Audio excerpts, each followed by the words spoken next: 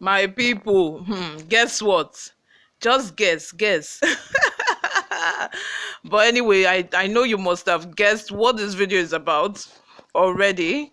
Niger Republic coup leader's wife is from Nigeria. Is emir reports to Nigerian emir. Would do you? Well, anyway, I'm not surprised because both Niger and Nigeria, we are so close at the language, everything is so similar. So I'm not surprised that, his wife would be from Nigeria. His wife might probably be a northerner, an Hausa person. You see the kind of respect that was given to Sanusi, Lamido Sanusi, the former CBN governor, when he went to Niger Republic, even when the coup leader refused to see the envoy sent by ECOWAS, refused to see every other person, but he still attended very well to the former emir of Kano, Sanusi Lamido Sanusi. So you can tell that the relationship is solid. Before we go into the details of today's news, if you haven't subscribed to this channel, please do well to subscribe. Turn on the post notification bell so that you can be the first person to get notified whenever we upload a new video. Help us grow this channel by giving this video a massive thumbs up so that it gets recommended to other YouTube viewers all around the world as well. Lastly, leave your opinions in the comment section below. Without further ado, let's delve right into the details of today's news.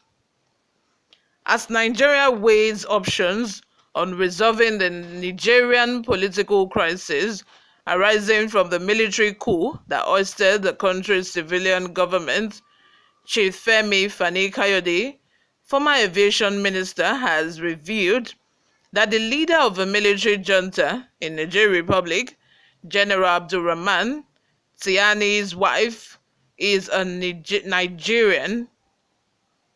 In an article sent to Sundata Post on Saturday, Fani Kayode said Chiani's wife, who is unnamed in the article, is from Kanjiwa in Kebbi State of Nigeria. To add to the complex mix of the issues involved, Fani Kayode added that the emir of Deso in Niger Republic, who is the military leader's royal father, owes allegiance to the emir of Agungun in Nigeria.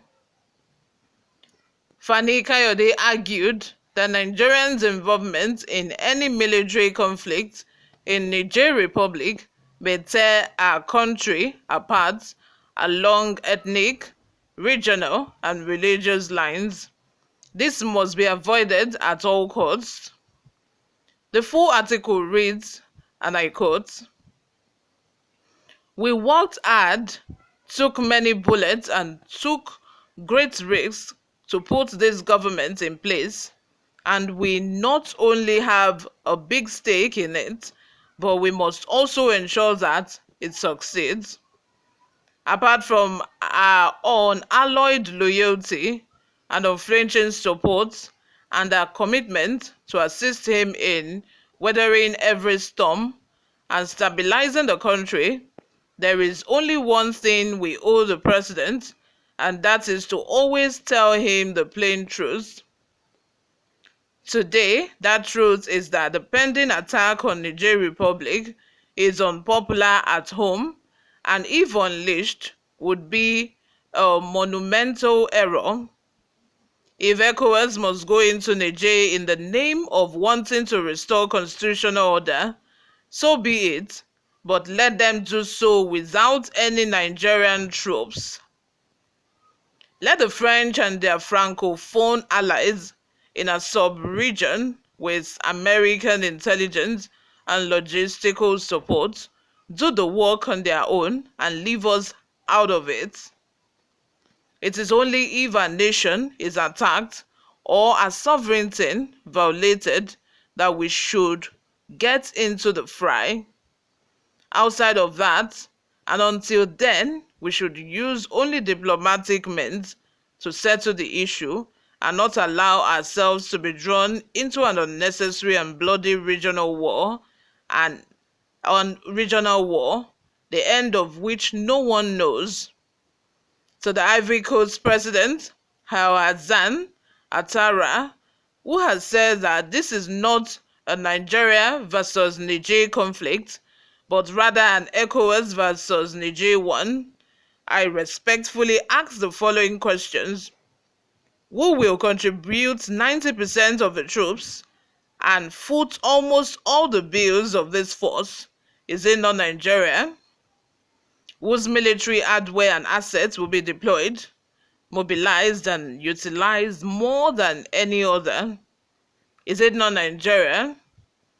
Who shares a northern border with Niger and whose northern civilian population are bound to suffer the most hardship, the greatest degree of collateral damage, the highest number of casualties, and accommodate the highest number of displaced people and refugees? Is it not Nigeria? We have trod this path before, and we know where it's ended. We cannot be fooled again. If any force, is deployed and Nigeria opts to participate, we will pay more than all the other ECOWAS nations put together in terms of the loss of civilian and military lives, and in blood and treasure. Apart from that, the ECOWAS force and their military capability is nothing without Nigeria and our troops.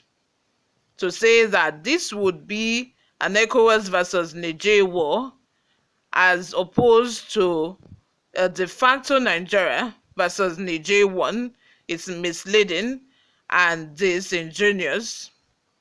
Such a war would be fought, prosecuted, and won by primarily Nigerian forces, even though there may be a sprinkle of a few others just for show and for the record. All the French and Cote d'Ivoirian sophistry, propaganda, and delusion in the world cannot change that.